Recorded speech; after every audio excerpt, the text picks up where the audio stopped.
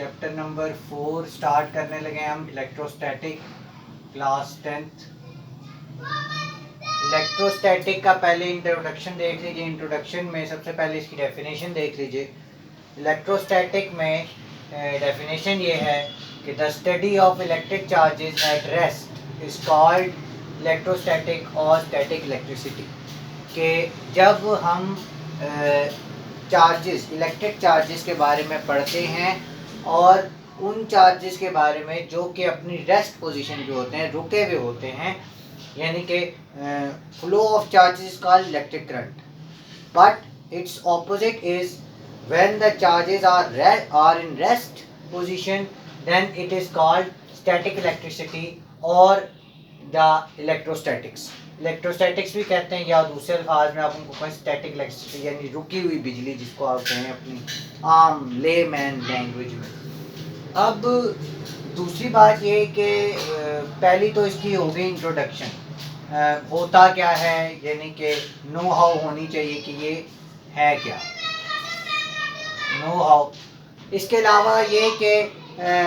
अलावा ये बात करनी है कि आपका जो स्मार्ट सिलेबस है उसमें आपके मुख्तलिफ टॉपिक्स हैं जो कि आपको पढ़ाए जाने हैं। फुल फ्लैग चैप्टर नहीं पढ़ाना, सिलेक्टेड चैप्टर आपको पढ़ाना है। सिलेक्टेड चैप्टर पढ़ाने से मुराद ये है कि क्योंकि टाइम अब नहीं रह गया, 15 सितंबर से अब अनाउंस हो चुके हैं आज कि इंशाल्लाह 15 सितंबर से खुल जाएंगे स्कूल, और मरहला वाइज खुलेंगे कि 10th से लेकर अप टू 12th तक शुरू के फर्स्ट फेज़ में, फिर उसके बाद इंशाल्लाह 6 से 8 और उसके बाद इंशाल्लाह प्राइमरी भी खुल जाएगा। खैर, हमने अपने कोर्स की बात कर रहे थे। हम कोर्स में हमने मुख्तलिफ चैप्टर के अंदर मुख्तलिफ टॉपिक्स हैं जो उन्होंने आपको कहे हुए हैं स्मार्ट सिलेबस में। सबसे पहले तो उसने कहा कि इसका इंट्रोडक्शन तो है ही है, वो मैंने आपको दे दिया। उसके बाद है स्टैटिक इंडक्शन, इलेक्ट्रोस्टैटिक इंडक्शन, ये टॉपिक है। उसके बाद आपका है जिसको आप कहते हैं कूलम्स लॉ। कूलम्स लॉ के बाद electric field and electric field intensity. उसके बाद इलेक्ट्रिक फील्ड इंटेंसिटी के बाद इलेक्ट्रोस्टैटिक पोटेंशियल। इलेक्ट्रोस्टैटिक पोटेंशियल के बाद आपका जो टॉपिक है वो है कैपेसिटर्स एंड कैपेसिटेंस। उसके बाद आपकी सीरियल कैपेसिटर यानी सीरियल कम्बिनेशन और पैरेलल कम्बिनेशन ऑफ कैपेसिटर, ये है। उसके बाद आपका जो इंशाल्लाह डिफरेंट टाइप्स ऑफ कैपेसिटर्स हैं और यूजेस ऑफ कैपेसिटर है, sorry different types of capacitors नहीं है, यूजेस ऑफ कैपेसिटर है। और उसके अलावा बस यही कुछ टॉपिक्स हैं जो मैंने अभी आपको बोले, ये सारे आपके इस चैप्टर में इंक्लूडेड हैं। अब हम चलते हैं अपने रिलेटेड टॉपिक की तरफ। हमारा रिलेटेड टॉपिक इस लेक्चर के हवाले से ये है कि इलेक्ट्रोस्टैटिक इंडक्शन। इलेक्ट्रोस्टैटिक इंडक्शन होती क्या है? इलेक्ट्रोस्टैटिक इंडक्शन ये होती है बच्चे कि जब दो बॉडीज़, एक बॉडी जिस पे चार्ज ना हो और एक बॉडी जिसके ऊपर चार्ज पैदा किया जाए, जब एक बॉडी पे चार्ज पैदा किया जाए और वो दूसरी बॉडी के करीब ले जाई जाए, जैसे फिर फर्ज कि एक जो आपकी एग्जांपल दिए मैं बुक से ही रिलेट कर देता हूँ कि एक प्लास्टिक रॉड है, प्लास्टिक की रॉड है। इस प्लास्टिक रॉड को जब ये चार्ज हो जाए near a suspended neutral aluminium rod, अगर इसको हम एक एल्युमिनियम रॉड के करीब लेकर जाएं जो सस्पेंडेड है, लटकी हुई है, एल्युमिनियम रॉड है, उसके करीब लेकर जाएंगे तो क्या होगा कि इसका ये जो चार्ज है वो इसके ऊपर अगर पॉजिटिव चार्ज है तो जो इंसुलेटर होता है वो इसके एंड्स को नेगेटिव और पॉजिटिव चार्ज में कन्वर्ट करता है। यानी कि अगर बिल फर्ज इसके ऊपर पॉजिटिव चार्ज है तो इसका अनलाइक चार्ज यहाँ पर आ जाएगा और पॉजिटिव चार्ज यहाँ पर आ जाएगा, ये इसको अपनी तरफ अट्रैक्ट करने लगेगा। यानी कि whenever charge body is brought close to an insulator conductor. कहते हैं जब कभी कोई चार्ज बॉडी करीब लाई जाती है किसी इंसुलेटर या कंडक्टर के, the near end of the conductor develops an unlike charge, यानी कि ये दोनों जो करीब वाले एंड्स होंगे इसके ऊपर अनलाइक चार्जेस आ जाएंगे। और while the far end of the conductor develops a like charge, जबकि ये वाला चार्ज जो फार एंड दूर है उससे, वो उसके ऊपर जो है वो सेम चार्ज आएगा, पॉजिटिव और पॉजिटिव चार्ज या नेगेटिव चार्ज आ जाएगा। develops a like charge, this separation of charges is called electrostatic induction। के जो सेपरेशन यानी मुख्तलिफ चार्जेस आ गए हैं, सेपरेशन हो गई है चार्जेस की, इज कॉल्ड इलेक्ट्रोस्टैटिक इंडक्शन। इसको हम कहते हैं इलेक्ट्रोस्टैटिक इंडक्शन, यानी कि इसके ऊपर मुख्तलिफ चार्जेस का पैदा हो जाना, इसको हम कहते हैं इलेक्ट्रोस्टैटिक इंडक्शन। आपने अक्सर देखा होगा कि आप अगर प्लास्टिक के पेन को अपने सर के बालों से रगड़ें तो मुख्तलिफ पेज के टुकड़े कर लीजिए उसके छोटे छोटे, तो उसके करीब लेकर जाएं पेन को, अगर पेन प्लास्टिक का है तो वो उसको अपनी तरफ अट्रैक्ट करने लगता है, यानी कि उस जो पेपर्स हैं, पेजेस हैं छोटे छोटे, उनको अपनी तरफ अट्रैक्ट करने लगता है, उसके अंदर एक अट्रैक्शन पैदा हो जाती है। वजह क्या है? वो इसी वजह से होती है कि वो इलेक्ट्रोस्टैटिक इंडक्शन उसके अंदर पैदा हो जाती है। ये आपकी डेफिनेशन है जो कि आप एज इट इज़ याद करेंगे। अब हमारा जो अगला टॉपिक चलने वाला है वो बाकायदा एक लॉ है जिसको हम कहते हैं कूलम्स लॉ। उसके लिए मैं इसलिए यही इसके बाद मैं पढ़ाऊँगा, ये आपका इस लेक्चर का आखिरी टॉपिक होगा जिसको मैं कह रहा हूँ कूलम्स लॉ, और ये फुल फ्लैज आपका लॉन्ग क्वेश्चन भी है। अच्छा, अब कूलम्स लॉ के बारे में हम बात करते हैं।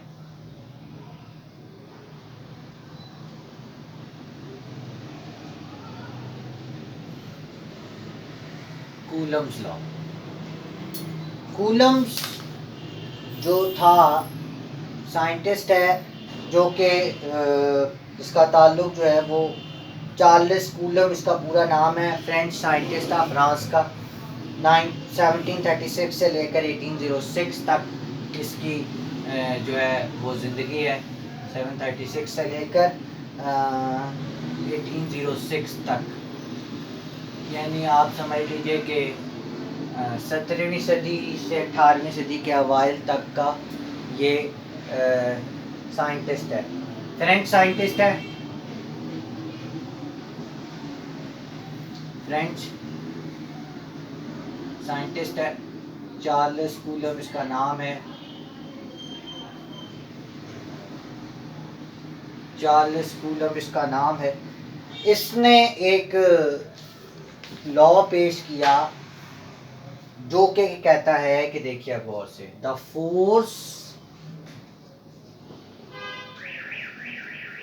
फोर्स ऑफ अट्रैक्शन और repulsion, the force of attraction और repulsion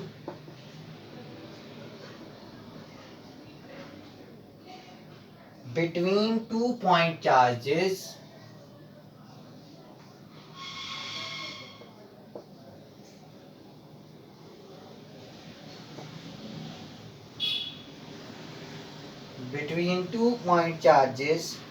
is directly proportional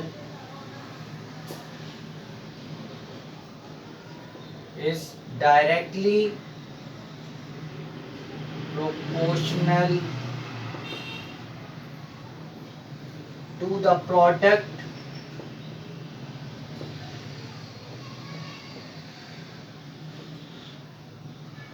product of their magnitude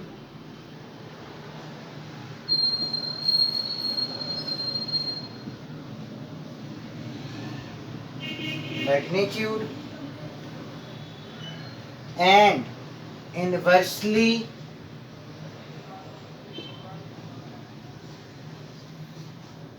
proportional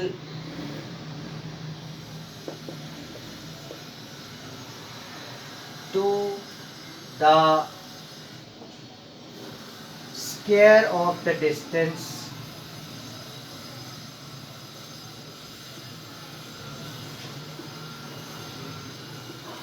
between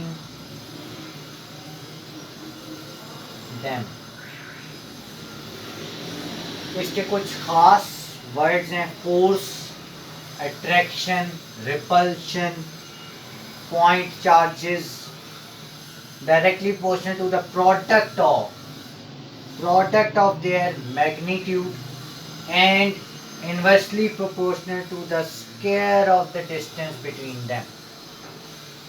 यानी कि वो ये कहना चाहता है कि अगर दो पॉइंट चार्जेस हैं यानी कि Q1 और Q2, जाहिर सी बात है हर चार्ज जो है, दोनों अगर दो चार्जेस हैं तो दोनों चार्जेस के दरमियान कोई ना कोई फोर्स ऑफ अट्रैक्शन या रिपल्शन होगी। चार्जेस कौन कौन से हो सकते हैं, या तो पॉजिटिव चार्ज होगा या नेगेटिव चार्ज होगा। अगर दो बॉडीज के ऊपर दो चार्जेस हैं, बिलफर्ज अगर सेम चार्जेस हैं, अगर सॉरी डिफरेंट चार्जेस हैं, अनलाइक चार्जेस हैं, तो जाहिर सी बात है फोर्स ऑफ अट्रैक्शन होगी। लेकिन अगर लाइक चार्जेस हो गए तो क्या होगा, फोर्स ऑफ रिपल्शन हो जाएगी। फोर्स यानी कि हर सूरत में मौजूद होगी, या तो अट्रैक्शन की होगी या रिपल्शन की होगी। ये बात समझ में आ गई। अब यानी पहला कंपोनेंट मैथमेटिकल रिप्रेजेंटेशन में पहला कंपोनेंट तो आ गया फोर्स यानी F, विच इज डायरेक्टली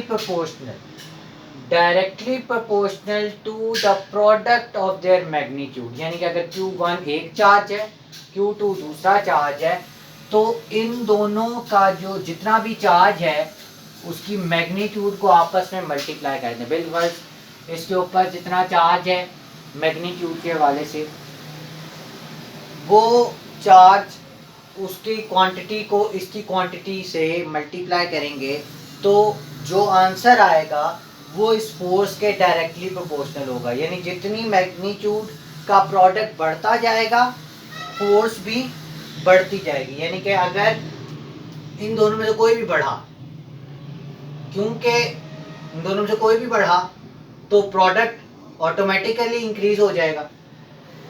तो जैसे ही प्रोडक्ट इंक्रीज होगा तो product of there charges increase हो जाएगा तो फोर्स भी इंक्रीज हो जाएगी। यानी कि फोर्स ऑफ अट्रैक्शन और repulsion between two point charges is directly proportional to their product of the charges. ये हो गया इक्वेशन नंबर 1। सेकंड बात वो क्या कर रहा है, कहता है कि this force is inversely proportional to the square of the distance between them. ये जो फोर्स है ये इनवर्सली प्रोपोर्शनल है किसके, 1/r²। इन दोनों के दरमियान यानी कि square of the distance between them यानी r। देखें हर चार्ज का एक फील्ड होती है, यानी पॉजिटिव चार्ज है उसकी एक खास एक लिमिट होगी, वहाँ तक वो चार्ज अपनी अट्रैक्शन या रिपल्शन शो करेगा। उसका जो आप समझ लीजिए कि उसकी असरात जो होंगे वो एक ख़ास लिमिट तक होंगे। हर चार्ज अपने गिर्द एक इलेक्ट्रिक फील्ड बनाता है। तो अगर ये चार्ज है, एक पॉजिटिव चार्ज यहाँ पर है और नेगेटिव चार्ज यहाँ पर है, तो इन दोनों का जो डिस्टेंस है वो r कहलाएगा, यानी रेडियस कहते हैं उसको। इसका जो डिस्टेंस जितना स्क्वायर यानी डिस्टेंस का स्क्वायर यानी r का स्क्वायर जितना इंक्रीज हो जाएगा, यानी कि आपस में अगर ये यहाँ आ जाए, पहले इतना रेडियस था, अब क्या हुआ कि ये दोनों एक दूसरे से दूर चले गए, तो इनकी फोर्स ऑफ अट्रैक्शन या रिपल्शन वीक हो जाएगी। यानी कि जितना डिस्टेंस बढ़ता जाएगा वो उसकी अट्रैक्शन या रिपल्शन वाली फोर्स डिक्रीज होती जाएगी। इसीलिए मैंने क्या लिखा, force is directly proportional to 1/r²। ये इक्वेशन नंबर क्या है, 2 है। अब इन दोनों इक्वेशंस को हम मिलाते हैं। कैसे मिलाएंगे देखिए ज़रा।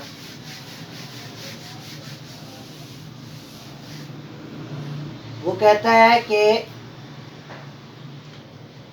उसने क्या किया, combining equation number 1 and 2,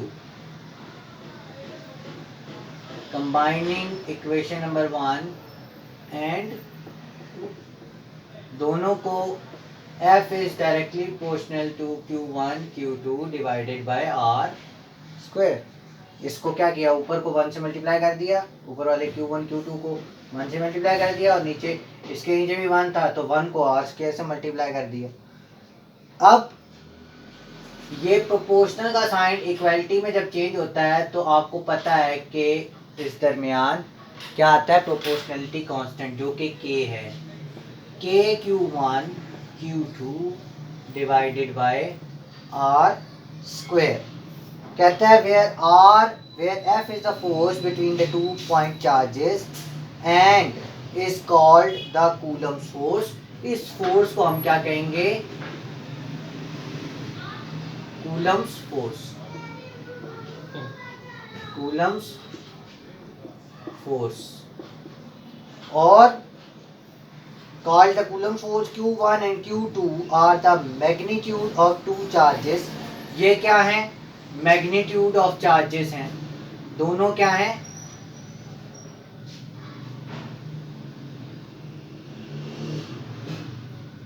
magnitude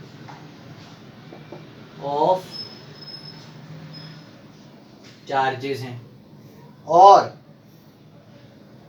magnitude of charges and r is the distance between the two charges. r क्या है, इन दोनों चार्जेस के दरमियान का डिस्टेंस, और इसके अलावा कहता है k is the constant of proportionality. k क्या है, कांस्टेंट ऑफ प्रोपोर्शनैलिटी है,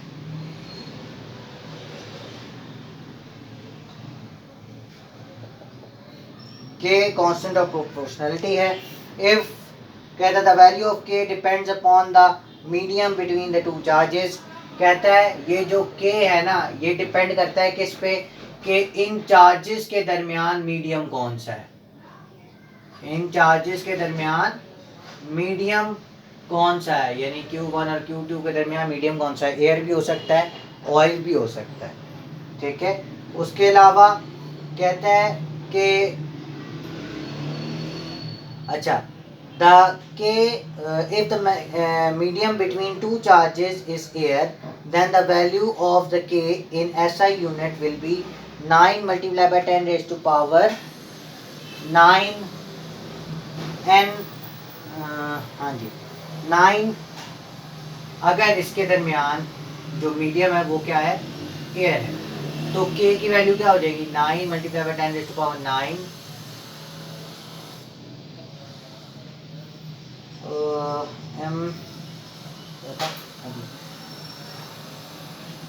nm square c square, nm square c square.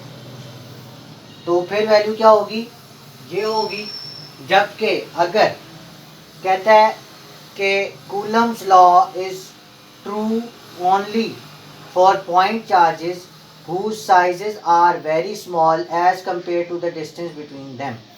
कहता है कि ये जो कूलम्स लॉ है ना, सिर्फ उन पे इसकी लिमिटेशन है, इसको हम कहते हैं लिमिटेशन, इस लॉ की एक लिमिटेशन है, लिमिटेशन होती है यानी कि इसकी एक ख़ास हद है, उसके ऊपर ये लॉ एप्लीकेबल नहीं होता। लिमिटेशन क्या है कि जी ये जो है ना बहुत छोटे चार्जेस के ऊपर लगता है, जिनका जो साइज़ है उनके डिस्टेंस से बहुत छोटा हो, यानी इन दोनों के जो डिस्टेंस है उससे जो चार्जेस की जो क्वांटिटी है वो बहुत छोटी हो, तब जाकर ये लगेगा कूलम्स लॉ, वरना नहीं लगेगा। ये आपकी इसके नीचे एक एग्जांपल है 13.1, उसने फोर्स कैलकुलेट की हुई है, फोर्स यानी कूलम्स फोर्स, सेम यही फार्मूला लगाया है, F इक्वल टू के Q1 Q2 divide by R square. तो ये आपका कूलम्स लॉ तक सारा आपका टॉपिक था, ये आप लॉन्ग क्वेश्चन भी है इसका, वो आप नोट करेंगे अपनी कॉपीज़ के ऊपर। एक ही क्वेश्चन है, क्या state Coulomb's law, state Coulomb's law, बस यही आपका क्वेश्चन है। इसके निशान मैं आपको पिक्चर में भेज दूंगा। Thank you very much. आज तक के लिए इतना ही। इंशाल्लाह ज़िंदगी रही तो नेक्स्ट टॉपिक इंशाल्लाह आपको क्लास में, फ़िज़िकल क्लास में ही करवाऊँगा इंशाल्लाह। ये सारे आप लोग सारे हिफ्ज़-ओ-मान में रहें, यानी इस बीमारी को ख़त्म होते होते इसने हमारा बड़ा अर्ज किया। अल्लाह सबको इस बीमारी से बचाए। Thank you very much. अल्लाह हाफ़िज़।